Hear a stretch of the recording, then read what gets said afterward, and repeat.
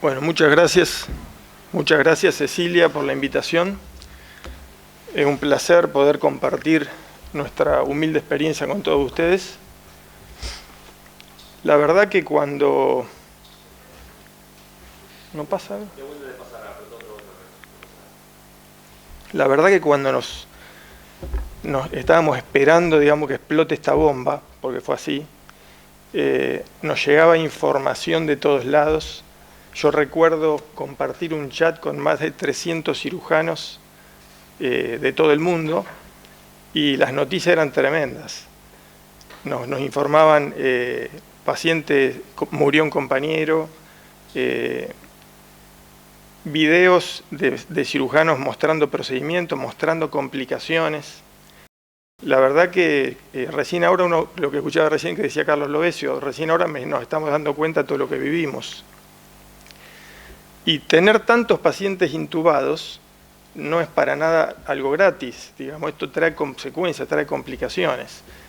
Y hubo muchos artículos que primero alarmaron mucho, por ejemplo este artículo de Piazza, donde habla de que la intubación a largo plazo y la alta tasa de traqueotomía en pacientes COVID-19 podrían dar un aumento sin precedentes de estenosis de la vía respiratoria, cosa que después, a mi criterio, no fue tan así. Pero había trabajo que realmente era alarmante. La estenosis traqueal post-intubación es una complicación que ocurre en distintas publicaciones entre un 10 y un 22% de los pacientes que no tienen COVID, después de una intubación prolongada. Y es una patología que ya teníamos experiencia, fundamentalmente de recibir pacientes de otras instituciones. La verdad que el servicio de terapia del Sanatorio del Parque tiene una tasa muy baja de estenosis de tráquea, y no he tenido pacientes locales. Yo sería una especie de auditor y tengo que reconocer que es muy baja la incidencia de estenosis. Y la tasa de estenosis relacionada con COVID era algo totalmente desconocido. Y aún incluso no hay consenso en la literatura con respecto a las modalidades de manejo de la estenosis post-COVID. En este trabajo de Fiaccini muestra que la incidencia, si bien la incidencia de intubación, de estenosis post-intubación era del 6 al 21% según este artículo, ellos se preguntan, ¿son las complicaciones traqueales de la ventilación mecánica invasiva más frecuentes en este grupo de pacientes COVID? Y ellos, en una serie de 98 pacientes, muestran cifras que son aterradoras, porque más de la mitad de los pacientes hacen estenosis complejas o fístula traqueosofágica, lo cual es una cosa realmente llamativa. Hay problemas ya conocidos con esta patología: inserción tardía de traqueostomía, también muy discutido y muy trillado en muchos trabajos, tubo de traqueostomía grande, presiones elevadas del manguito, comorbilidades asociadas muy relacionadas a la estenosis, como es los pacientes con índice de masa corporal muy grande y la enfermedad por reflujo, que también hay muchos trabajos que le están dando mucha importancia al reflujo en los pacientes intubados. Como ustedes saben, los manguitos de baja presión, si bien han reducido la presión y han mejorado técnicamente, sigue siendo un problema. La pérdida de la estabilidad en las vías respiratorias, fundamentalmente en el sitio del ostoma de la traqueostomía, es algo que nosotros prácticamente no hemos visto. Hay muchos publicados, pero nosotros no tenemos experiencia porque no hemos visto. Quizás se deba a eso, a la traqueostomía abierta, con técnica abierta, donde se resecaba un segmento traqueal y después quedaba una zona de debilidad. La verdad que en ese punto no tenemos experiencia. Por suerte no lo hemos visto, casos de Malasia muy poco. La estenosis subglótica, otro problema que puede verse a un sitio de traqueostomía muy alto, en el arco del cricoides o justo debajo de él, o una mala posición del manguito, un manguito muy alto. Es decir, el conocimiento de estas complicaciones y sus causas es fundamental para poder prevenir estas complicaciones. Y las lesiones críticas descritas por intubación son los granulomas, las membranas, estenosis, la malasia y la necrosis traqueal con fístula traqueosofágica, que realmente es una catástrofe, que ya voy a mostrar algún ejemplo. Una traqueostomía temporal puede ser muy importante para permitir que un paciente críticamente enfermo con COVID pueda salir del respirador más precozmente, como le pregunté a Gabriel, y Gabriel coincide y es la experiencia que estamos recolectando. Puede ayudar a disminuir la necesidad de sedantes y mejora la interacción incluso del paciente con sus familiares cuando está recuperándose, que es muy distinto tenerlo con un tubo en la boca y el paciente empezando a competir con el respirador y se hace todo mucho más difícil. Hubo muchas preocupaciones en el inicio de la pandemia en relación a la traqueostomía. Cualquier cantidad de trabajos, seminarios, simposio por internet, Zoom, discutiendo el tema de la traqueostomía. Se hablaba de maniobras que previenen o generan aerosoles, por eso se impulsaba mucho el tema de las maniobras en apnea, lo cual en muchos pacientes era algo muy difícil, porque eran pacientes muy graves y que había que hacer muy rápido en el procedimiento, porque pacientes no tenían casi ninguna reserva para trabajar en apnea y poder hacer una traqueostomía rápida. Es importante la preparación y el posicionamiento antes de iniciar el procedimiento, tener en cuenta factores anatómicos de cada paciente, porque no todos los pacientes son iguales. Hay pacientes muy fáciles para hacer una traqueostomía y pacientes realmente muy difíciles en las mejores manos.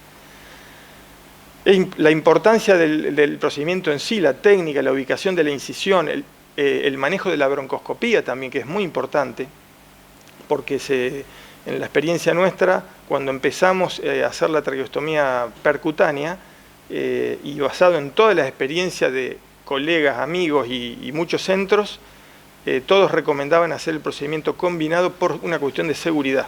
Y yo estoy convencido que esa es la forma mejor de hacerlo. Nosotros hicimos una experiencia en estos 552 pacientes que analizamos en asistencia respiratoria mecánica durante las 2 olas de la pandemia, y en ese grupo hicimos 218 traqueostomías percutáneas en pacientes COVID. Hicimos mucha otra traqueostomía en pacientes no COVID en esta etapa, pero no lo incluimos en este análisis. Todos los procedimientos fueron por vía percutánea, todos en unidad de terapia intensiva, que eso creo que fue un gran avance, no tener que llevar un paciente con toda la complejidad que implicaba eso a quirófano, con el riesgo de contagio, o sea, creo que eso fue un avance muy importante, poder trabajar en terapia, y la verdad que nos sentimos muy cómodos, muy apoyados, y con toda la colaboración que recibimos, fundamentalmente de todo el equipo de los médicos, terapistas, desde el doctor Lovesio a todo el equipo, y los kinesiólogos, enfermeros. Realmente creo que el trabajo que hicieron fue impecable. Nosotros solamente aportamos un pequeño granito de arena. Esa es la visión que tenemos. Todos los casos lo hicimos con control video broncoscópico. Todo lo hicimos el mismo equipo, que fue el doctor Piatti y quien les habla. No tuvimos, por suerte, contagio durante los procedimientos, no, ninguno de los dos. La duración promedio que terminamos haciendo cuando ya hicimos la experiencia fue un procedimiento muy rápido, aproximadamente 1 minuto 30 segundos en hacer el procedimiento. Quizás lleva mucho más tiempo todos los preparativos que hay que hacer, acomodar el paciente, moverle las vías y mover un poquito, ponerlo en posición. Creo que sí, que hay una curva de aprendizaje.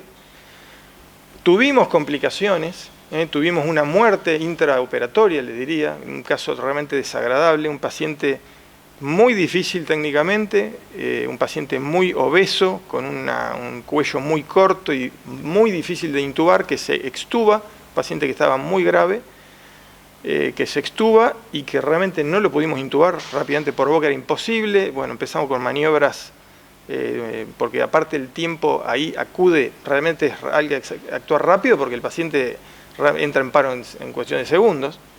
Y bueno, el paciente entró en paro, tratamos de reanimar y ese paciente lo perdimos. Y después tuvimos otra complicación, que es la única complicación, le diría, de jerarquía vascular, que fue una lesión de una yugular anterior, que tenía una yugular muy grande, y que nos obligó a hacer packing y llevar al paciente a quirófano, que se pudo resolver sin ningún problema en quirófano. Este es el procedimiento que nosotros realizamos, prácticamente en tiempo real. Fíjense que el control broncoscópico que hacemos para mí es una cosa clave, porque es muy difícil cuando uno hace la punción, también dependiendo mucho de la anatomía de cada paciente, ¿no? Pasamos el alambre guía, si ese alambre guía pasó a la pared posterior y uno hace la dilatación a ciegas, es realmente un desastre, porque es que hace una dilatación, una fístula traqueosofágica, que tuve la oportunidad de ver y tratar y operar una fístula traqueosofágica de un procedimiento endoscópico por traqueotomía percutánea. Por eso creo que, a pesar de que puede ser muy baja esa incidencia, en un solo caso que nosotros generemos esa complicación, realmente es una catástrofe. Y ahí se coloca ya la cánula definitiva luego de la dilatación. Así que es un procedimiento rápido, seguro y creo que es muy confiable. pero tiene no es un procedimiento para minimizar, según mi visión, porque puede tener complicaciones graves. Acá está nuestra experiencia, básicamente, en pacientes que tuvieron lesiones críticas de la vía aérea, que nosotros incluimos 21 pacientes, entre pacientes propios y pacientes que recibimos derivados de otros centros. 17 casos de estenosis traqueal, todos fueron tratados con tratamiento endoscópico, y 4 casos de fístula traqueosofágica, de las cuales una sola es propia de nuestra casuística. Los otros casos son casos externos. De los 552 pacientes en asistencia respiratoria mecánica, y la mortalidad, como ya se dijo, fue del 59%, o sea, perdieron la vida 325 pacientes, desgraciadamente, pero sobrevivieron 227. De esos 227 pacientes que sobrevivieron son los que podemos tener un seguimiento y ver cuánto desarrollaron estenosis traqueal. De ese grupo, 13 pacientes desarrollaron estenosis traqueal propios. O sea que la estenosis traqueal tuvo una incidencia de un 5.7%, lo cual llama la atención porque es realmente bajo. Como yo le dije anteriormente, las cifras a nivel internacional están entre un 8-10% al 20%. Así que realmente fue baja la estenosis traqueal que tuvimos propia, y eso realmente habla muy bien del manejo del equipo de kinesiología, de todo el manejo de terapia. 4 pacientes desarrollaron estenosis traqueal derivado de otro centro que también tratamos. Un paciente desarrolló una fístula traqueosofágica, que era un paciente muy grave y que evitó. Por lo tanto, la tasa de fístula traqueosofágica es extremadamente baja, en nuestra experiencia, del 0,4%, si analizamos este grupo, y recibimos 3 pacientes de otro centro con esta complicación, que ya les voy a mostrar. Ahora, ¿cuál es la fisiopatología de la estenosis traqueal postintubación? Bueno, lógicamente es el resultado de la presión que tiene el manguito, que ustedes pueden ver ahí, el manguito endotraqueal, sobre la tráquea. Y esto genera una isquemia en la mucosa traqueal, que si ese procedimiento, esa compresión se da durante muchos días, y a veces no tantos, porque también depende de las condiciones vasculares y arteriales de cada paciente. No es lo mismo un paciente diabético, un paciente joven, un paciente que ya tiene una arteriopatía importante, que sabemos que es una arteriopatía en todo el cuerpo. O sea que la irrigación traqueal es muy variable, y pacientes a veces con un mínimo daño pueden terminar con una estenosis traqueal. También esto genera una respuesta inflamatoria regional, y luego el tejido de reparación, como habló recién la doctora Roncoroni, que la reparación de cualquier tejido es lo que es el inicio de la estenosis en la tráquea. Estos son los tubos endotraqueales responsables de este crimen. Aquí podemos ver en este gráfico la irrigación, que nosotros en cirugía le damos mucha importancia siempre a la irrigación. Ustedes pueden ver la irrigación compartida entre la tráquea y el esófago, 2 órganos que ya de por sí tienen una irrigación muy pobre, filetes muy finitos, y que la presión de perfusión capilar de la tráquea varía entre 22 y 32 milímetros de mercurio. Y el flujo de sangre de la tráquea, de la mucosa traqueal, puede verse comprometido con presiones por encima de los 30 centímetros de agua, o sea 22 milímetros de mercurio, con oclusión total del flujo. Es decir, es importantísimo controlar la presión, y es muy fácil por otro lado. Y esto en terapia lo tienen muy claro y lo controlan con este tipo de dispositivo que permite medir la presión. Incluso tiene un gráfico que muestra cuando sube la agujita más de 30, y eso es algo simple. Ahora, en época de pandemia puede ser un problemático, porque realmente el sistema estaba saturado. Eso es lo que se ha visto en el mundo. Y esto es lo que yo interpreto le ha pasado al grupo de Milán, que tuvieron tanta tasa de complicaciones. Por otro lado, esto es una opinión personal, pero el manejo de estos pacientes, el decúbito prono, el miedo de que este paciente se textúe en prono, puede motivar a que uno infle un poquito más el manguito, y si uno no tiene control de eso, puede terminar con serias complicaciones. Ahora, fíjense ustedes qué interesante este gráfico. Este es un dibujo, una foto, una micrografía electrónica de barrido de una tráquea humana. Y fíjense qué interesante, una visión que uno no tiene habitualmente, que lógicamente que cualquier compresión de esta delicada mucosa que tiene una función fisiológica muy delicada de expulsar el moco y las secreciones, se ve seriamente debilitada ante la mínima intubación. Lógicamente acá estamos hablando de casos extremos para desarrollar complicaciones, pero esto es algo que es importante tenerlo en cuenta. Otros factores que podrían explicar el aumento de las lesiones traqueales: primero, el estado protrombótico, como bien dijo Carlos Lovesio, y antifibrinolítico en paciente COVID-19, que puede causar lesión microvascular y necrosis en la mucosa traqueal y esofágica. Tuvimos un caso reciente también de una necrosis esofágica en una paciente grave, por otra patología, pero que, es decir, la microcirculación es algo realmente a tener en cuenta. La alta replicación viral dentro del epitelio traqueal, que debilita la mucosa, también fue estudiada. Bradley y colaboradores, este es un trabajo también muy interesante el de Bradley, que informaron partículas virales en las células epiteliales traqueales y dentro del moco extracelular en la luz traqueal en 12 autopsias. También otra cosa fundamental que ha sido muy trillado en la literatura es el agotamiento emocional y físico de los profesionales involucrados en el manejo de estos pacientes. Eso aumenta el riesgo de accidentes, aumento del descuido. Otro factor fundamental, la coexistencia de sonda nasogástrica sumado al balón de alta presión, cuando es mayor de 40 centímetros de agua. Eso es una complicación que va de la mano con la fístula traqueosofágica. Y obviamente la diabetes, el uso de corticoides, pacientes inmunodeprimidos con otras comorbilidades y la obesidad mórbida, que es un factor realmente de riesgo para la lesión traqueal. Como ustedes saben, la estenosis se presenta varias semanas después de la extubación y a veces en pacientes que ya se han recuperado, que empiezan con un sibilancia. Primero muy leve, muy suavecito, hasta llegar a un estridor. Somnolencia, cianosis, tos irritativa o esputo hematoico y dificultad respiratoria. Una pregunta que hoy no tuvo respuesta, pero que yo le traté de investigar: ¿la implementación temprana de maniobras de pronación tendrá alguna relación con la gravedad de las lesiones?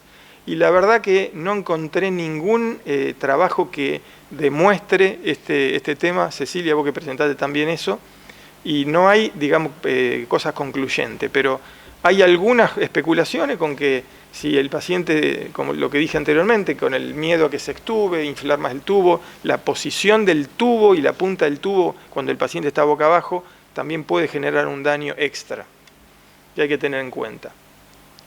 Con respecto al tratamiento óptimo de la estenosis traqueal, sigue sin estar definido y no hay realmente un consenso de qué hacer, porque hay distintas opciones de tratamiento. Los procedimientos endoscópicos generalmente se realizan como un puente hacia una intervención quirúrgica definitiva, pero actualmente han cobrado realmente mucha fuerza los procedimientos endoscópicos. Y hay pacientes que no requieren un procedimiento quirúrgico agregado.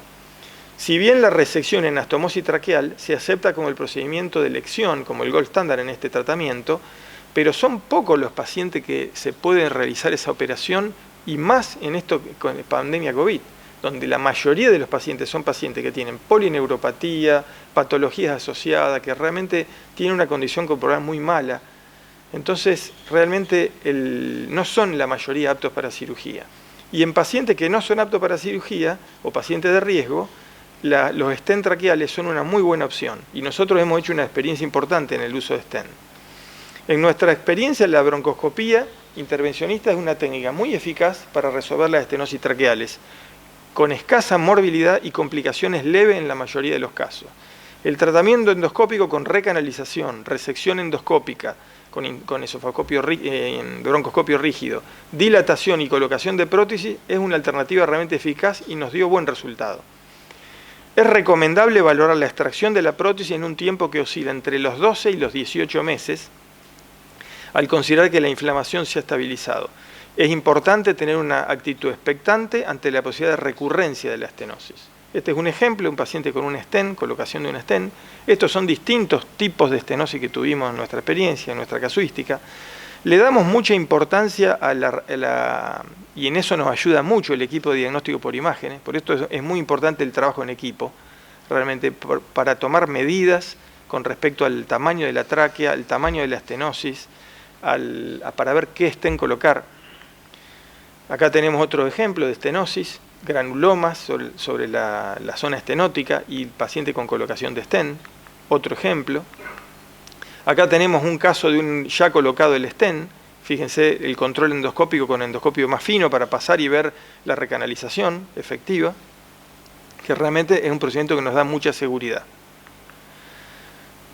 Importante la prevención. Si se espera que un paciente esté intubado por más de 8 a 10 días, pensar por lo menos en una traqueostomía precoz. Otro problema citado en la era COVID, que nosotros gracias a Dios no hemos tenido problema, el retraso en la traqueostomía por temor al contagio. Eso por suerte es algo que no tuvimos nuestra experiencia, pero que se ha hablado muchísimo en trabajos. Reducir la presión que ejerce el balón sobre la tráquea, control frecuente de la presión del manguito, es clave. Y también se le ha dado mucha importancia a la prevención del reflujo del contenido gástrico hacia la tráquea. Hay un trabajo interesante que demostraron con estudio pH-métrico el pH en pacientes en la tráquea y demostraron que los pacientes arriba del manguito hacían una especie de lago con reflujo ácido, y eso puede ser una causa importante a tener en cuenta, que es algo que uno habitualmente minimiza, pero es un tema interesante a estudiar. Importante destacar la importancia de sospechar, esto para todos los médicos clínicos, pacientes que están médicos del SER y médicos de guardia, sospechar la estenosis traqueal en pacientes con COVID-19 recuperados que vuelven a presentar dificultad respiratoria tras el destete de la ventilación mecánica. Se requiere un seguimiento cuidadoso de estos pacientes. En cuanto a las complicaciones de los stents, ha sido muy baja. Migración es la más frecuente, 8% de los casos, y la formación de tejido de granulación, 12,5%, son complicaciones de relativamente fácil tratamiento. Una complicación grave y catastrófica es la fístula traqueosofágica. En estos casos, siempre se da cuando existe el tubo endotraqueal asociado a una sonda nasogástrica. La zona de contacto entre el balón y la fístula es el inicio de la estenosis. Este es un caso interesantísimo que lo quería compartir con ustedes. No es un caso nuestro, pero es un caso que mandó un colega de Ecuador en un chat de más de 300 cirujanos que compartimos, de cirujanos torácicos, y muestra esta imagen y presenta el caso en el chat para ver en forma medio desesperada, para que le den una mano qué hago con esta paciente. Una paciente joven de 23 años, COVID grave, y ustedes ven esa tomografía donde se ve claramente, primero, el manguito endotraqueal inflado, no sé a qué tipo de presión, debe estar en 60. Fíjense en la dilatación gástrica. Esta paciente no, y lo ponía en el chat, no hay forma de ventilarla. Y fíjense el control endoscópico donde se ve, una vez desinflado el manguito, eso es una endoscopía digestiva, y se ve a través del esófago la gran cavidad, ¿no es cierto?, que genera la isquemia de la pared y la necrosis que genera el balón. Acá tiene otra foto mejor.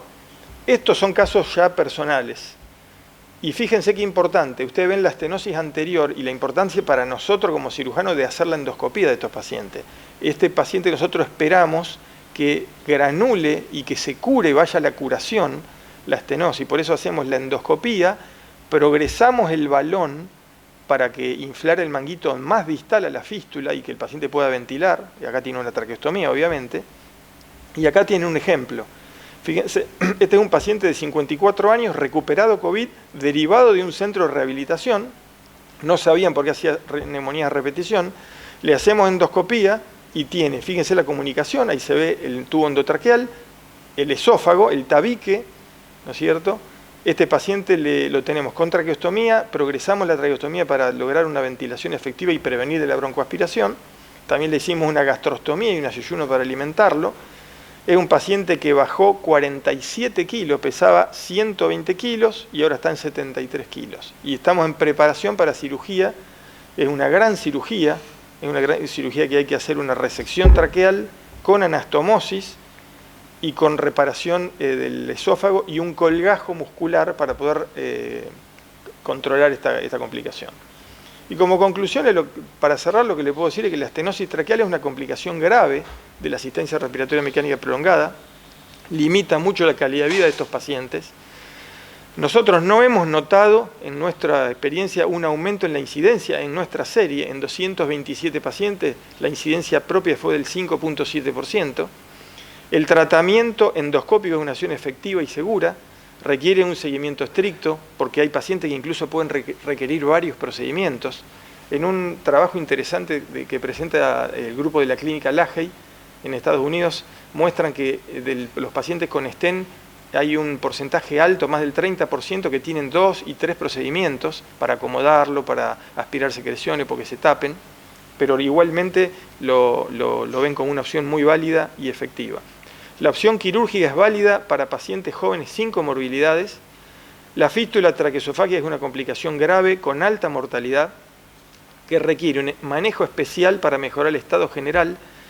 Ahí es importante el timing para operar al paciente, que esté lo más recuperado posible, y planificar la cirugía definitiva. Y esta es una caricia un poquito para el corazón, una paciente grave que estuvo con COVID, que se hizo la cesárea cuando estaba embarazada para sacar el bebé.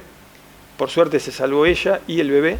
Esta chica pasó por todo, intubación prolongada, traqueostomía, y gracias a Dios se pudo recuperar. Y yo creo que es un poco lo que nos da fuerza para seguir adelante. Y bueno, el recuerdo siempre de nuestros amigos, Fernando y Enrique. Bueno, muchas gracias.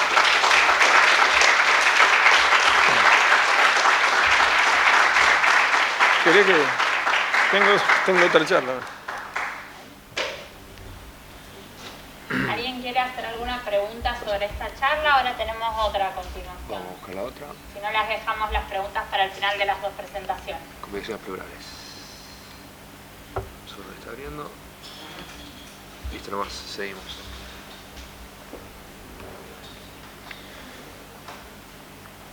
Bueno, otra de las complicaciones que hemos visto, ya me imagino que están muertos. Bueno, otra de las complicaciones que hemos visto en estos pacientes tan graves son complicaciones hacia el espacio pleural. Si bien los datos sobre neumotórax en pacientes críticamente enfermos con neumonía COVID son muy limitados, han aparecido muchos trabajos y muchos estudios, pero no teníamos ninguna experiencia de esta patología. Según distintos trabajos, este trabajo de Dolago, otro trabajo de Liu, ellos observan que la evidencia sugiere que el curso natural de la infección COVID predispone ya de por sí al desarrollo de neumotórax. Y el mecanismo de la lesión, si bien no se comprende completamente, hay varias teorías propuestas.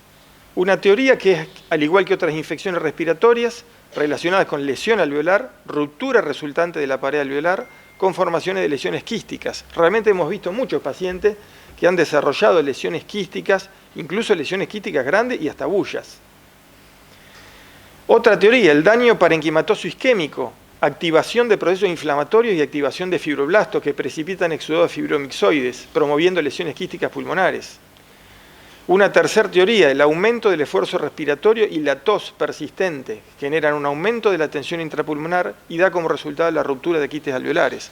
Es decir, por todo el lado donde se estudia esta enfermedad y en la medida que empezamos a comprender un poquito mejor esta patología, la fisiopatología, y con el hallazgo de las biopsias que hemos estudiado, nos ha permitido comprender un poquito más y entender por qué tantos pacientes hacen neumotórax. Este trabajo de Turk analiza las complicaciones pleurales, neumotórax, neumodiastino, empiema en pacientes hospitalizados con COVID. Y vieron que la complicación más frecuente era el neumotórax, 65%.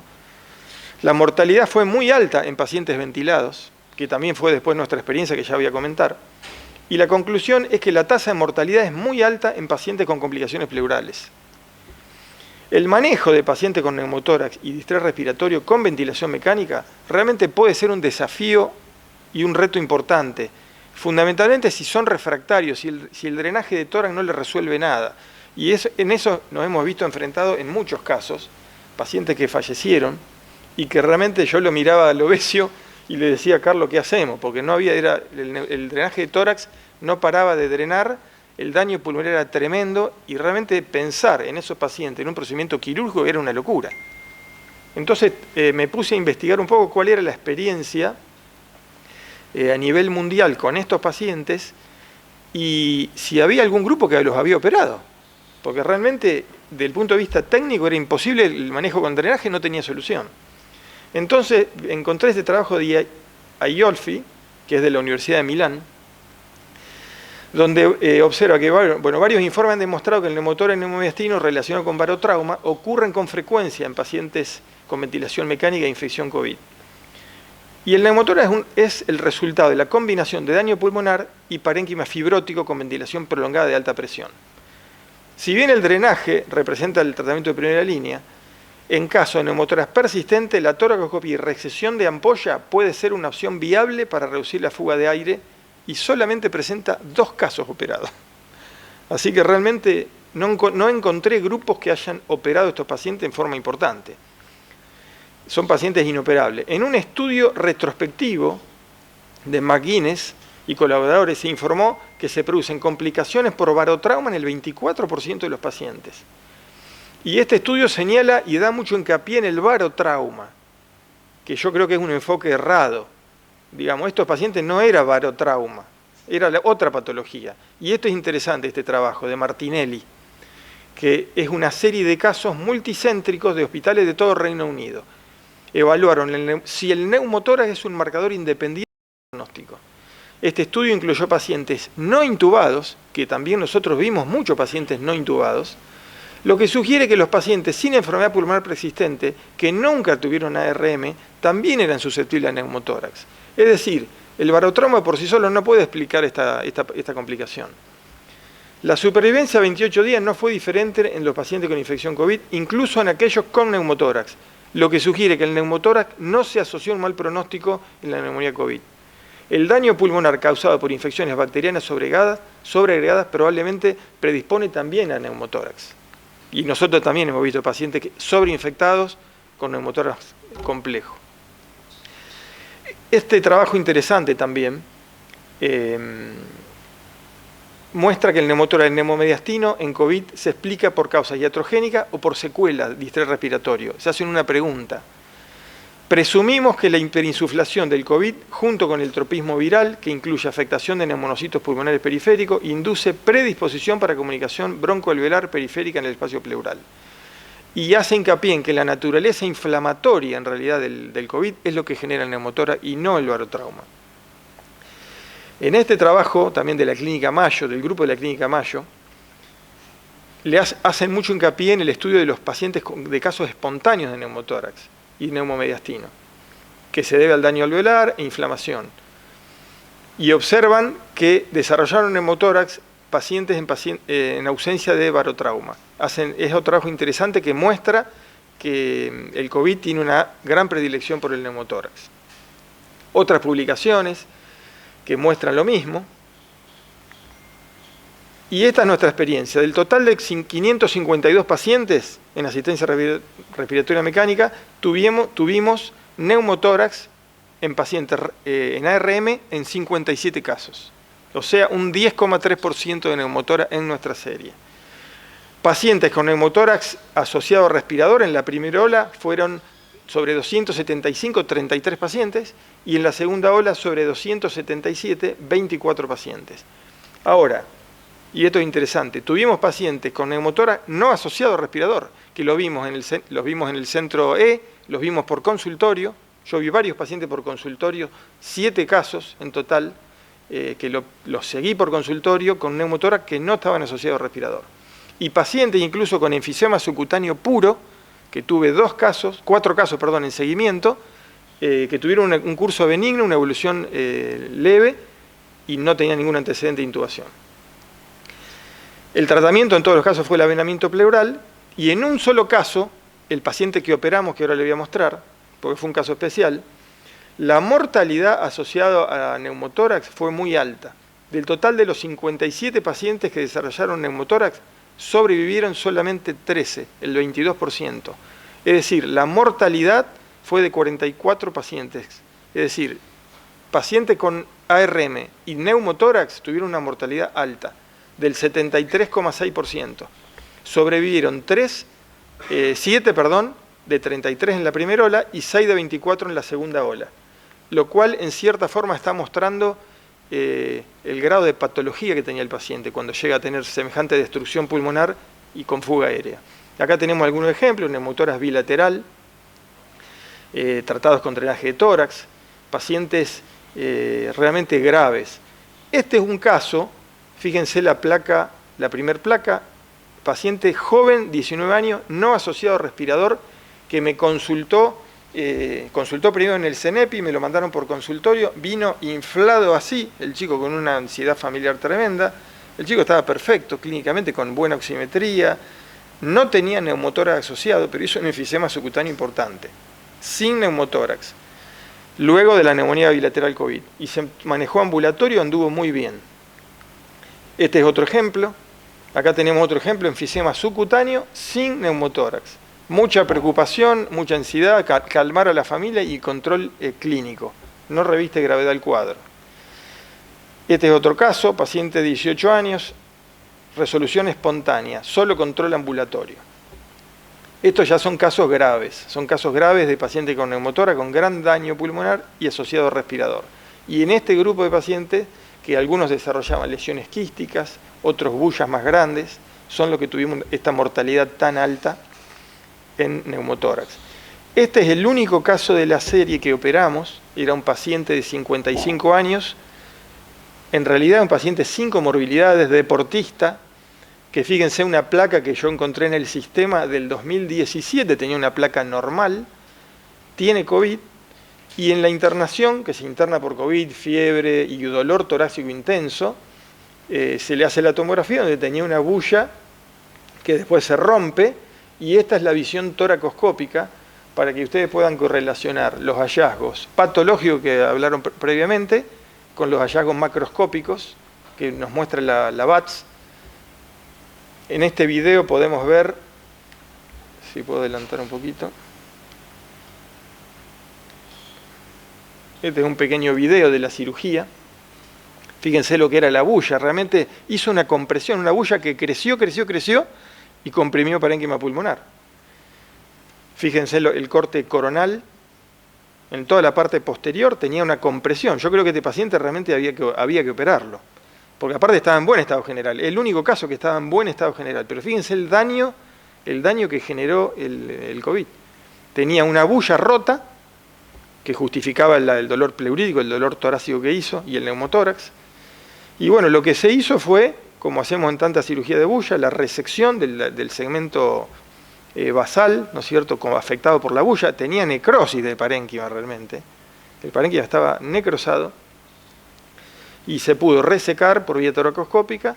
El paciente fue a sala general y evolucionó muy bien, por suerte. Creo que se le aceleró la evolución. Si este paciente probablemente no se operaba, iba a tener drenaje prolongado, fístula broncopleural, complicaciones pleurales, como está descrito, por fístula broncopleural, que siempre se termina infectando.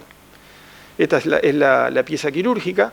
Después tuvimos la oportunidad de hacer el estudio minucioso patológico, donde se veía la trombosis y bueno, todos los cambios que mostró la doctora hace un ratito. Y este, fíjense, es un caso de un neumotórax en un paciente que desgraciadamente falleció, donde fíjense lo que era el drenaje de tórax.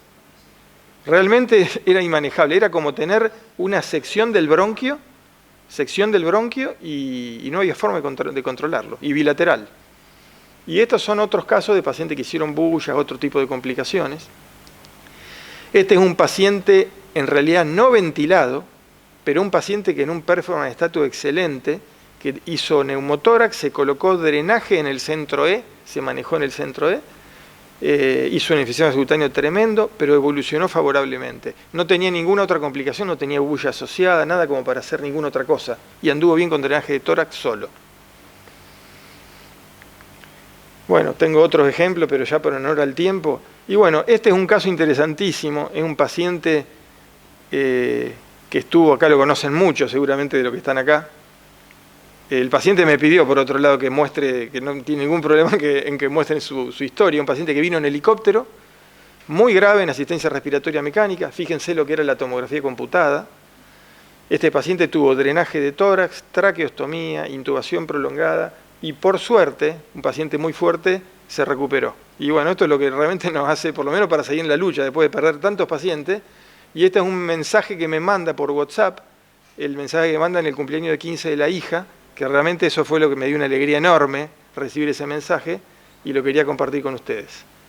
Así que como conclusiones, es posible que la infiltración viral directa del parénquima y de la pleura visceral provoque una alteración de la integridad parenquimatosa y pleural o ruptura de alvéolos que conducen a la fuga de aire, lo que se conoce como efecto Macklin. El síndrome de liberación de citocina o una respuesta inmune sobreexagerada podrían desencadenar una inflamación del parénquima y afectación microvascular con microtrombose y estado de hipercoagulabilidad, como ya se dijo. El neumomediastino y el neumotórax se asocian en muchos casos a mal pronóstico en pacientes en ARM, lo cual es un reflejo en realidad de la destrucción que tiene ese parénquima pulmonar.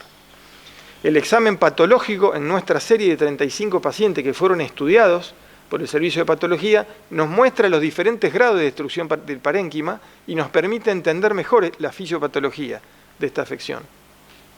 El neumotórax es una complicación potencialmente mortal en los pacientes que están intubados en ARM con COVID. En nuestra serie la mortalidad fue superior al 70%. En pacientes con neumotórax no asociado, neumotórax COVID no ventilados, el curso en nuestra experiencia fue leve, fue un curso benigno. Creemos que las infecciones secundarias también pueden influir al causar más daño pulmonar. El reconocimiento precoz de esta complicación es de suma importancia, aunque se desconoce la verdadera incidencia de neumotórax, según las distintas series. En nuestra serie fue del 10%. Debe sospecharse si hay cambio brusco en el estado clínico del paciente intubado y recalcar la importancia del uso de estrategia de ventilación protectora pulmonar ya probada y ya muy conocida y trillada en este simposio. Y en caso seleccionado, la cirugía BAT puede ser de ayuda. Muchas gracias.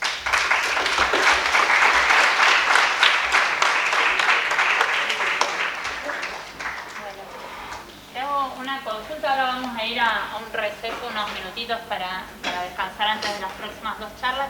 Me quería consultar, a mí me da la impresión, que es una impresión únicamente subjetiva, de que hubo un momento de la pandemia, si bien es verdad que durante toda la pandemia hubo neumotórax, que tuvimos mucho más enfisema mediastínico y subcutáneo. Y era por ahí el momento en que prevalecía más la cepa Manaus. La verdad que no hay nada descrito de que haya más asociado a una cepa que a otro, pero hubo un momento que teníamos mucho más casos de neumomediastino que en otros momentos de la pandemia. Pero creo que no hay nada descrito en cuanto a las cepas, si tienen más predisposición o no. No, la verdad que no. No te puedo contestar, no lo sé y no... Yo no sé, no noté si hubo un momento, fue la verdad que... Es como que estamos cayendo un poco recién ahora y me parece que está buenísima este simposio porque a uno le permite ver la experiencia de otro, escuchar lo que hicieron los otros, digamos, que trabajamos juntos, pero bueno, es importante escucharnos y ver la experiencia que hizo cada uno, sacar conclusiones. Así que te felicito, Cecilia, porque la verdad que estuvo muy bueno.